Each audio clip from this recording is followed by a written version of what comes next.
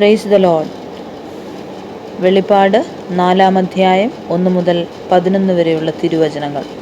അനന്തരം സ്വർഗത്തിലൊരു വാതിൽ തുറന്നിരിക്കുന്നത് ഞാൻ കണ്ടു.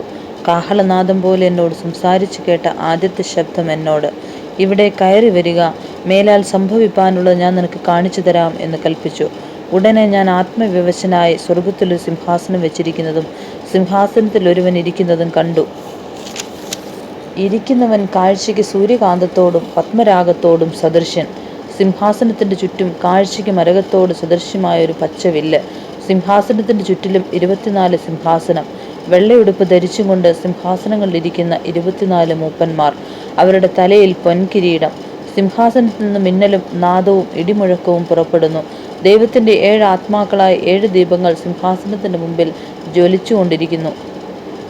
സിംഹാസനത്തിന്റെ മുമ്പിൽ പളുങ്കിനൊത്ത കണ്ണാടി കടൽ. സിംഹാസനത്തിന്റെ നടുവിലും സിംഹാസനത്തിന്റെ ചുറ്റിലും 4 ജീവികൾ. അവയ്ക്ക് മുമ്പുറവും പിമ്പുറവും കണ്ണു നിറഞ്ഞിരിക്കുന്നു. 1-ാം ജീവി സിംഹത്തിന് സദൃശ്യം, 2-ാം ജീവി കാളയ്ക്ക് സദൃശ്യം, 3-ാം ജീവി മനുഷ്യനെ പോലെ മുഖമുള്ളത്, 4-ാം ജീവി പറക്കുന്ന കഴുകിന് സദൃശ്യം.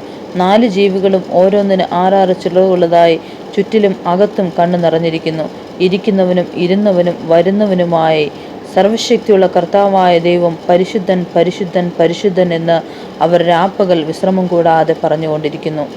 എന്നേക്കും ജീവിച്ചിരിക്കുന്നവനായി സിംഹാസനത്തിൽ ഇരിക്കുന്നവന് ആ ജീവികൾ മഹത്വവും ബഹുമാനവും സ്തോത്രവും കൊടുക്കുമ്പോഴൊക്കെയും 24 മൂപ്പന്മാരും സിംഹാസനത്തിൽ ഇരിക്കുന്നവന്റെ മുമ്പിൽ വീണു എന്നേക്കും ജീവിച്ചിരിക്കുന്നവനെ നമസ്കരിച്ചു.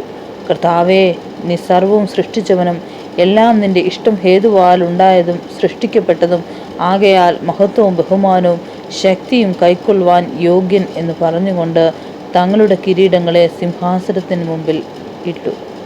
ആമേൻ.